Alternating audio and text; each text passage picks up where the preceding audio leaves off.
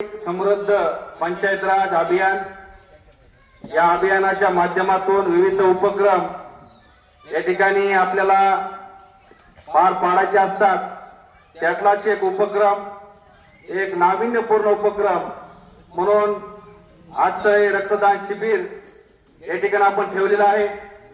आमचे लहानपणीपासूनचे मित्र, जवळचे पाहुणे विनय भैया नाळपे आणि त्यांची सर्व टीम, तसेच आमचे कोळपिंपचे सरपंच बंटी भैया यादव, आमचे मित्र कृष्णाजी साखरे,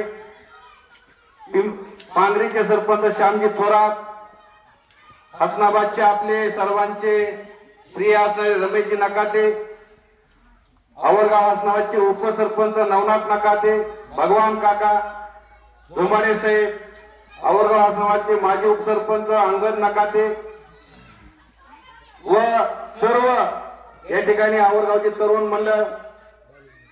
खरं तर 2 दिवसापूर्वी विनय भैयाचा कॉल आला। विनय भैयानं सांगितलं की अशी अडचण आहे, रक्ताचा तुटवडा आलेला आहे आणि तो चौकडच आहे आणि एखादं रक्तदान शिबिर आपल्या इथं घेता येईल का?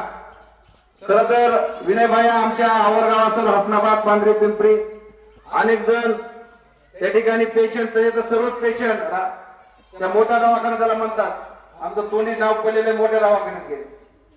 आता रामानंद तीर्थ रुग्णालय आहे, त्या ठिकाणी येत असतात आणि ज्यावेळेस आम्हाला काय अडचण आली म्हणून कॉल येतो, त्यावेळेस आम्हाला पहिलं नाव सुचवते विनय भैया। विनय भैया आहे ना तिथं, करा ना कॉल। विनय भैयाला आम्ही कॉल करतो आणि विनय भैया एका कॉलवर आमची चक्कर वाचवतात, तिथपर्यंत येण्याची आम्हाला कधी गरज पडत नाही। त्यांचं काम सोडून त्या ठिकाणी ते जातात, पेशंटची भेट घेतात, तिथल्या अडचणी सोडवतात, त्यांना काय लागतं ते पाहतात आणि रक्ताची जर गरज असली तर तिथं रक्तपेढी त्यांच्या हातातच आहे, त्यामुळे ते त्याचीही मदत करतात। मग त्यांनी कधीतरी आपल्याला कॉल केलाय आणि त्यांचा शब्द आपण खाली पडू द्यायचा, ही कुठेतरी आमच्या मनाला त्याचं दुःख वाटलं असतं, म्हणून आम्ही तुमचा शब्द खाली पडू दिला नाही आणि इथून पुढे कुठं गरज पडली तर पडू देणार नाही। कारण शेकडो वेळेस आम्ही तुम्हाला शब्द दाखवतो, तुम्ही आमचा एक वेळेस खाली पडू देत नाही। तुमचे काम सगळं सोडून त्या ठिकाणी तुम्ही वेळ जाता, मग आम्ही का द्यायचा नाही? त्यामुळे त्यांना मी सकाळीच म्हणलं, जर तुम्ही नाही आलात तर मी टीमला वापस पाठवून देईन। म्हणजे नाही, मग मी सर्वांच्या अगोदर येतो म्हणजे, आणि ते अगोदर आले। या ठिकाणी माझ्या शब्द पाहण्यासाठी माणसाने अगोदर किंमत कमवावी लागते आणि ती तुमची किंमत तुम्ही आवरगावकर समोर कमवलेली आहे। आतापर्यंत तुमचं नाव आमच्या सर्व तरुण पिढीला पाहते, कारण मी हमेशा इथं बसून कॉल करतो तुम्हाला।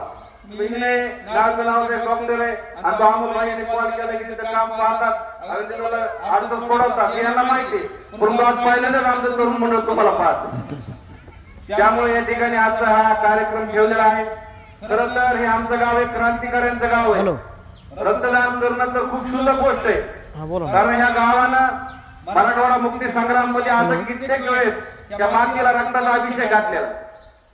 आमच्या 40 ते 50 लोकांची टीम या ठिकाणी आवरगावाच्या वेळेस काढत होती। बंदुकी आणि घोड्याचा खेळ खेळणारे हे आवरगाव आहे। तिथल्या आमच्या बालपणापर्यंत आम्ही पाहिले की चुलीच्या समोरच्या फुगाऱ्या पडलेल्या असायच्या, त्या सुद्धा बंदुकीच्या नळ्या होत्या। म्हणजे मराठवाडा मुक्ती संग्राम मध्ये ज्यावेळेस आमच्या गावाला सहभाग घेतला होता, त्यावेळेस बॉम्ब साठा, बंदुकीचा साठा इथं असायचा आणि सहज रक्त पाहण्यासाठी आमचे लोक तयार व्हायचे। आज रक्ताचा विषय म्हणून का करावा?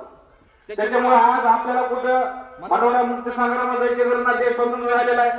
देशाच्या रक्षणासाठी मिळते आहे, तिथं आपल्याला जायची गरज नाही। मग आपलं हे तरुणाचं रक्त कुठेतरी कामाला आलं पाहिजे आणि तरुणाचं रक्त त्याचं देश सेवेसाठी नाही आलं तर काय कामाचं?